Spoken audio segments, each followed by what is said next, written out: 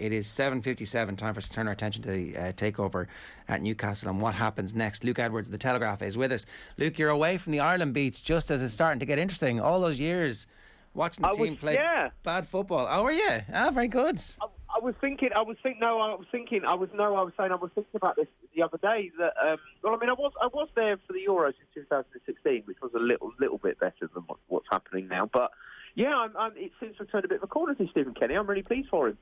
We're back, and long may it continue. I haven't been over for ages. I haven't been over since 2019, right. Which is obviously partly to do with the pandemic and partly to do with the fact that Ireland have not been very good. So we haven't been sending, but hopefully that will change. I do miss Dublin.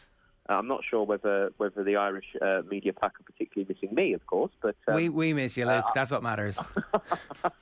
Yeah, exactly. No, I'm really pleased for him, and it's really interesting to see how that unfolds over the coming months. It turns out your local beat has got a bit saucier and a bit more interesting too.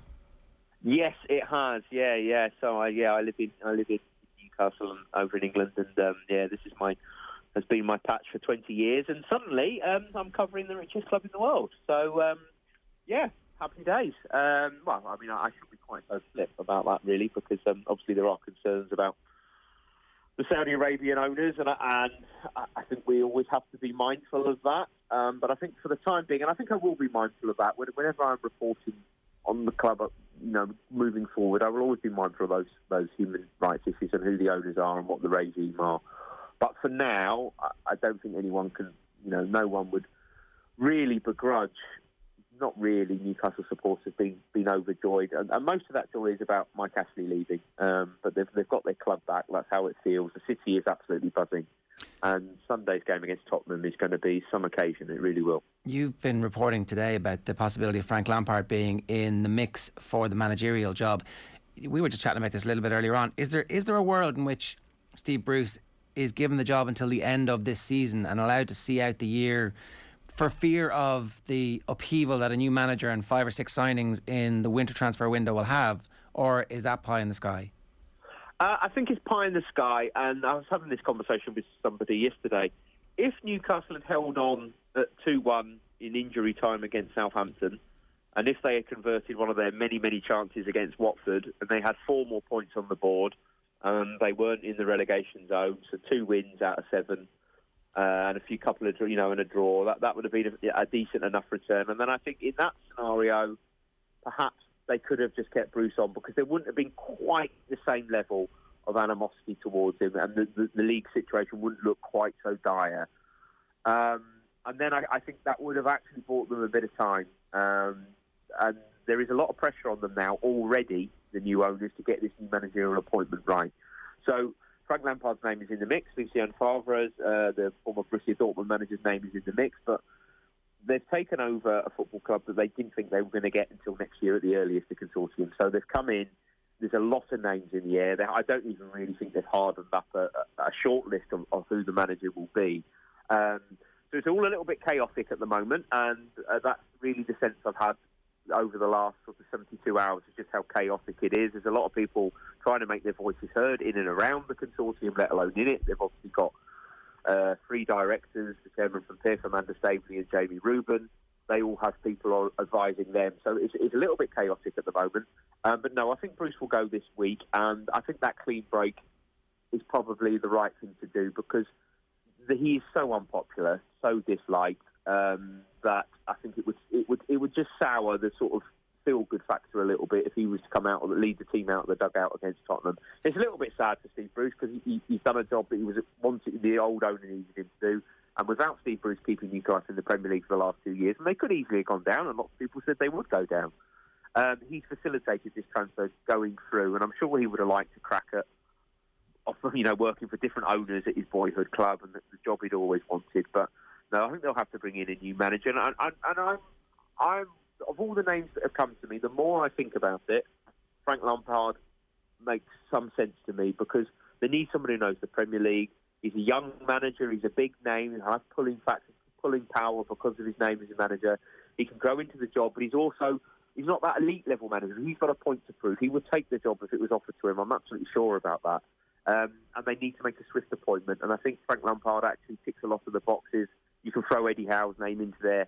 I think they'll go for a manager who's out of work, just because it speeds up the process and becomes a lot less complicated. But we shall see. They haven't even finalised or hardened up who they're going to go for yet. So as I say, it's all a little bit chaotic. But I think they'll appoint a manager in the next 10 days, 2 weeks. I would hope.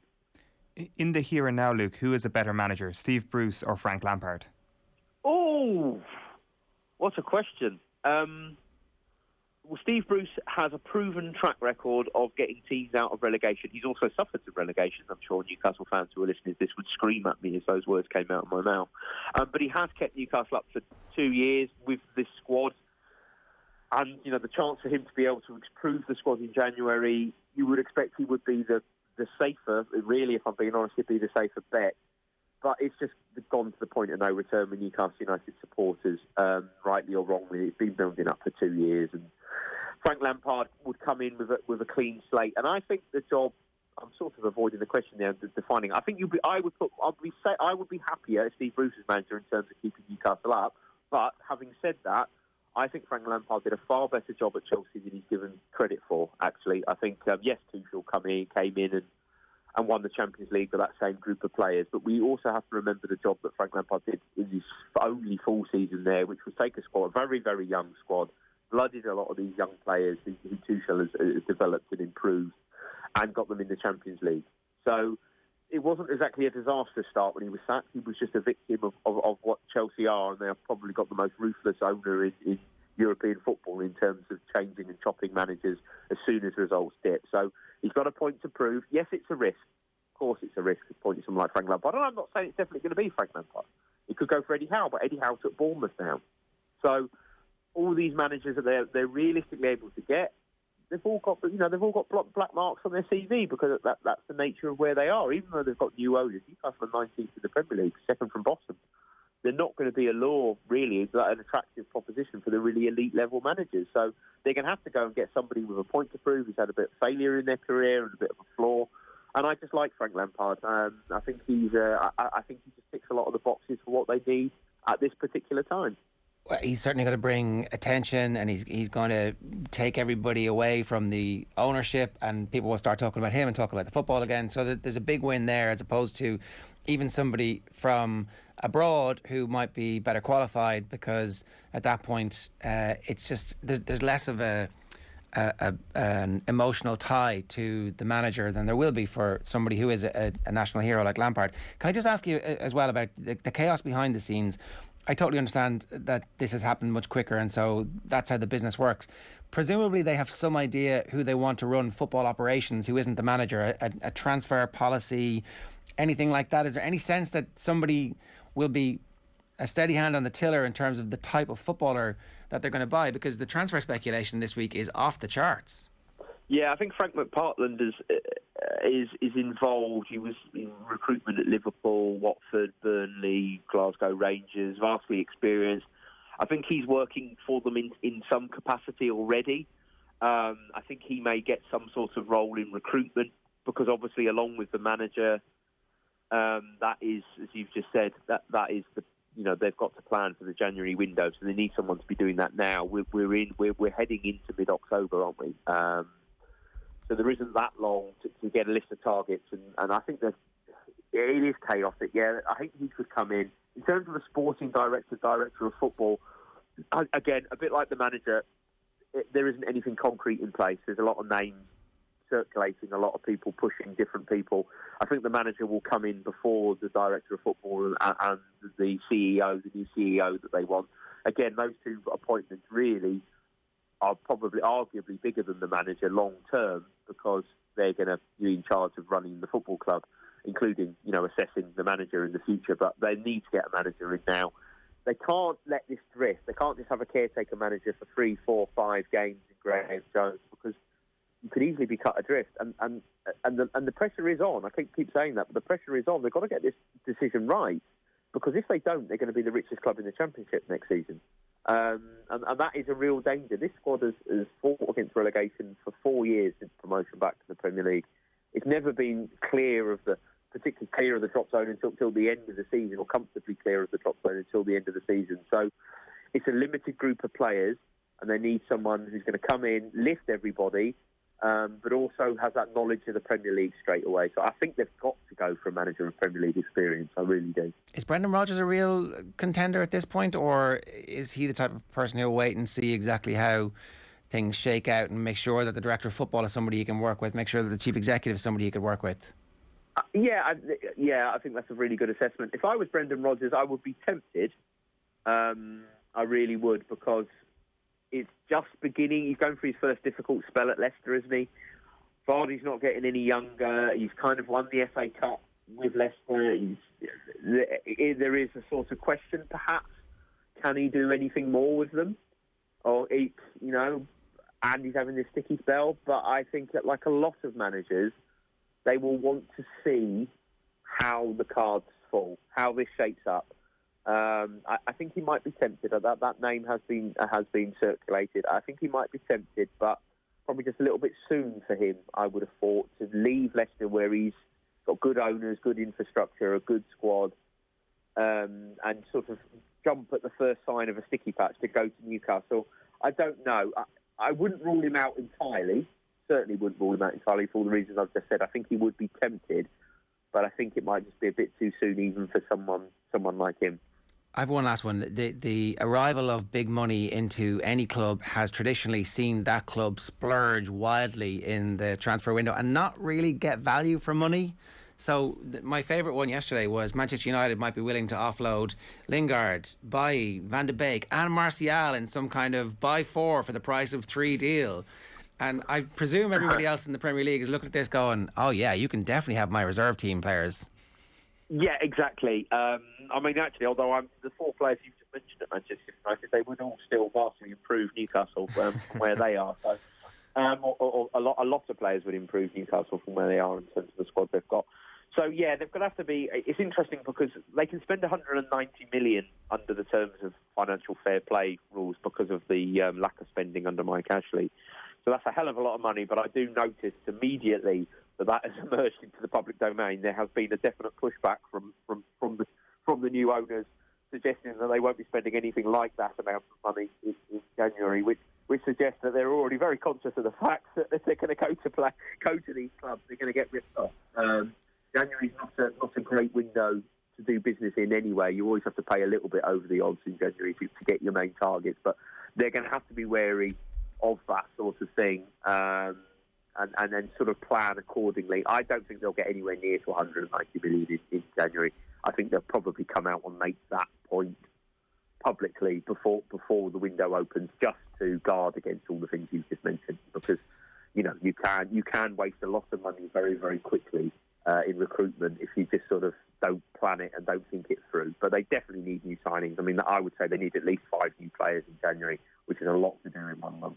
Well, we're very excited here to see Jeff Hendrick keep Donny van de Beek out of the team and Kieran Clark keep Eric Bailly out of the team. It's going to be great to see in the second half of the season. Luke, just one final thing. The arc, I mean, this is a very speculative question, but the arc of this club towards the expectation that they will challenge for Champions League places, how many years do you think it'll take? Do you think it'll be a slower build than Manchester City, for example? I would give it 10 years personally. Right. I really would. I don't think you should be expecting Champions League football. I mean, I know Amanda Staveley talks about between 5 and 10 years. Now, the problem for anybody when you say that and the way the media work is everybody reported within 5 years winning Premier Leagues, and I don't think it will be that quick. But who knows? The Saudis they did not buy this football club to bob around in mid-table, so they may well get impatient. They don't want to. They're probably not going to want to hear 10 years. So, and a lot is going to depend on them ultimately. It's their football club, really, despite all the shenanigans about separation. It's the Saudi Arabia football club, the public investment fund football club. So it will be very interesting to see. I think they'll want to certainly be in Europe within the next sort of 3 or 4 years, I would guess, and then you try and win a trophy first, whether that's the Premier League. I don't think it really matters. Man City won the FA Cup first, didn't they? I seem to remember. So Newcastle won a domestic trophy since 1955. So I think those things are possibly achievable in sort of 4, 5, 6 years, and I think that will be the kind of timescale. But it is more difficult now. There's more top teams. There's more elite teams. It's not the same as when Chelsea and Manchester City did it, because you've already got Chelsea and Manchester City ahead of you now. So it'll be very. I think it will be tentative at first, and they'll talk a lot about long term. Then eventually, at some point, I suspect the Saudis will intervene and say, right, we want to get ball rolling properly now, and we want to win things because they don't want a mid-table Premier League football club. That's kind of pointless really for them. Luke, we've got to let you go, but is Alan Shearer involved somewhere? Is it just an ambassadorial role he has? I think he'll be, I think he'll take an ambassadorial role and advise them a little bit. I think that will happen probably initially in a sort of informal, ad hoc basis. But I think at some point, once he can sort of marry that with his other work commitments, I don't think he wants to stop doing Match of the Day over here, for example. So I think at some point that will be formalised. But yeah, I think that makes sense because the one thing they lack is local knowledge, and there's nobody knows Newcastle United better than Alan Shearer, having spent more than a decade there playing as club record goal scorer and grown up in the city. So that was a very sensible decision for me. Luke, great to have you back. Thanks a million. Cheers. See you soon. Take care. Cheers. Bye. It's Luke Edwards of the Telegraph there, giving us his thoughts on the situation at the takeover of Newcastle by the Saudi Arabia, essentially. I think we can all agree that that's what's happened there, and it's going to be that constant tension. How much do you talk about the human rights abuses? How much do you talk about murdered journalists and LGBTQ rights? And how much do you talk about Donny van de Beek potentially going as part of a blockbuster $100 million deal?